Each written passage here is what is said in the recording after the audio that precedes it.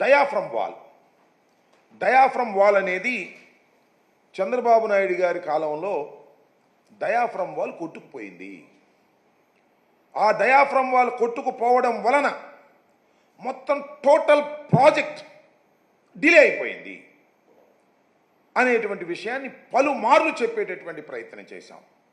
చంద్రబాబు నాయుడు గారు ఆయన తాబేదారులు ఏం చెప్పుకుంటూ వచ్చారంటే డయాఫ్రమ్ వాల్ కొట్టుకుపోవడానికి కారణం జగన్మోహన్ రెడ్డి గారు. జగన్మోహన్ రెడ్డి గారి ప్రభుత్వం అధికారంలోకి వచ్చిన తరువాత 2019లో అధికారంలోకి వచ్చిన తర్వాత మేలో ప్రమాణ స్వీకారం చేసిన తర్వాత ఆయన తగిన జాగ్రత్తలు తీసుకోకపోవడం వలన కాఫర్ డ్యాముల గ్యాప్ను పూర్తి చేయకపోవడం వలన డయాఫ్రమ్ వాల్ కొట్టుకుపోయింది అనేటువంటి వాదనని తీసుకొచ్చి తన పత్రికల్లో రాంచి గోబెల్ ప్రచారం చేసి విధ్వంసానికి కారణం జగన్మోహన్ రెడ్డి గారు అనేటువంటి మాటను పదే పదే వల్లవేసి జనాన్ని నప్పించేటటువంటి ప్రయత్నం చేశారు. నేను చాలా స్పష్టంగా పలుమార్లు చెప్పాను, శాసనసభలో చెప్పాను. చంద్రబాబు నాయుడు గారు అవగాహన రాహిత్యం వలన, తొందరపాటు తనం వలన, వ్యూహాత్మక తప్పిదం వలన డయాఫ్రమ్ వాల్ కొట్టుకుపోవటమే కాకుండా ప్రాజెక్టు చాలా డిలే అయిపోయింది, ఖర్చు కూడా పెరిగిపోయింది అనేటువంటి విషయాలను చాలా స్పష్టంగా చెప్పేటటువంటి ప్రయత్నం చేశాం. ఈ రెండు వాదనలు జరుగుతూ ఉన్నాయి. వాళ్ళ వాదన వాళ్ళు వినిపిస్తున్నారు, మా వాదన మేము వినిపిస్తున్నాం.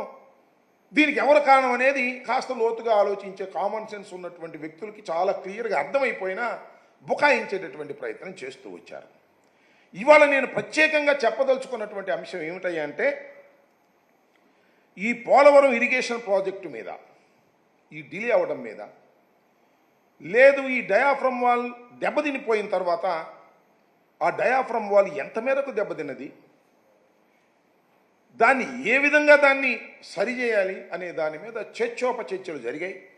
సిడబ్ల్యూసి, రాష్ట్ర ప్రభుత్వం, పీపీఏ అన్నీ కూడా మాట్లాడుకొని అసలు డయాఫ్రమ్ వాల్ ఏ మేరకు దెబ్బతిన్నది అనేటువంటి ఉద్దేశంతో ఎన్హెచ్పిసి వాళ్ళ చేత మన భారతదేశంలో కాస్త ఎక్స్పర్ట్స్గా ఉన్నటువంటి NHPC, national hydro power corporation వాళ్ళ చేత మా టైంలోనే దాన్ని ఎగ్జామిన్ చేసి అది 485 మీటర్ల మేర దెబ్బతినిపోయింది అనేటువంటి ఒక కంక్లూషన్కి రావడం జరిగింది.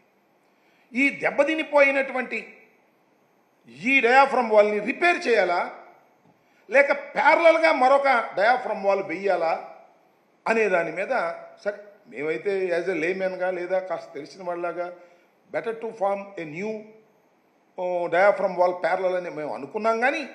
కానీ శాస్త్రీయంగా దాన్ని అధ్యయనం చేసి ఈ డయాఫ్రమ్ వాల్ పనికిరాదు, మరొక డయాఫ్రమ్ వాల్ ప్యారలల్గా వెయ్యాలి అని చెప్పాలి అంటే దానికి ఎక్స్పర్ట్స్ కావాల్సినటువంటి అవసరం ఉన్నది. దాని మీద మేము ఆ రోజుల్లో జగన్మోహన్ రెడ్డి గారు సిడబ్ల్యూసితో మాట్లాడారు, అప్పుడు కేంద్ర మంత్రితో మాట్లాడారు. మాట్లాడితే ఒక ఎక్స్పర్ట్ కమిటీని వేద్దాము అంటే మన భారతదేశంలో ఎవరు కూడా ఇంత ఎక్స్పర్ట్స్ లేనటువంటి పరిస్థితి ఏర్పడింది. వెతికారు ఇక లాభం లేదని అంతర్జాతీయంగా ఉన్నటువంటి ఎక్స్పర్ట్స్ని ఒక ప్యానల్గా తయారు చేసి